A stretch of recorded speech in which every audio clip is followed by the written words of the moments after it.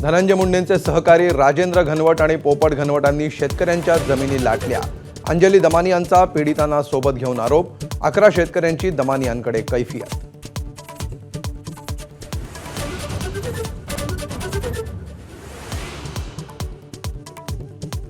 Dhananjay मुंडेंनी Pankaja मुंडेंविरुद्धच्या files मला माझ्या घरात आणून दिल्या। अंजली दमानी यांचा गौप्यस्फोट।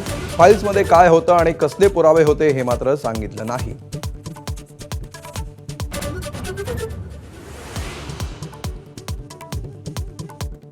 कळंबमधील महिला हत्या प्रकरणी धक्कादायक माहिती उजेडात। हत्येनंतर आरोपीचा मृतदेहासोबत 2 दिवस वावर।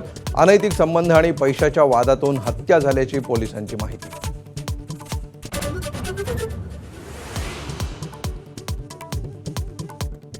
संतोष देशमुखांना बलात्काराच्या खोट्या गुन्ह्यात अडकवण्याचा विष्णू चाटे आणि सुदर्शन घुलेचा प्लॅन होता। गोपनीय साक्षीदाराची साक्ष एबीपी माझाच्या हाती। प्लॅनिंग होताना साक्षीदार उपस्थित असल्याची ही माहिती।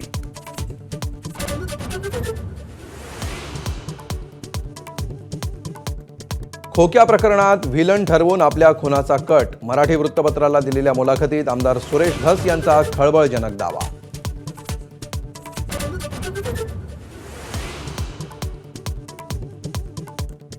आपल्या खुनाचा कट आखल्याचा दावा करणाऱ्या सुरेश धस यांची अनेकांकडून खिल्ली। सुरेश धस फिल्मी असल्याचं म्हणत उडवली टर।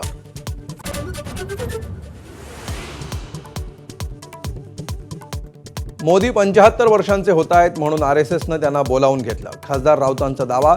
भाजपात 75 वर्षांनंतर कोणत्याही पदावर न राहण्याचा नियम असल्याची करून दिली आठवण।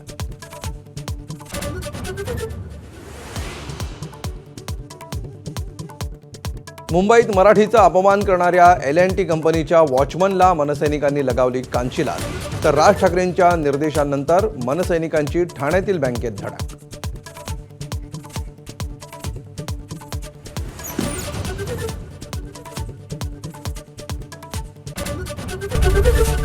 एबीपी माझा, उघडा डोळे बघा नीट।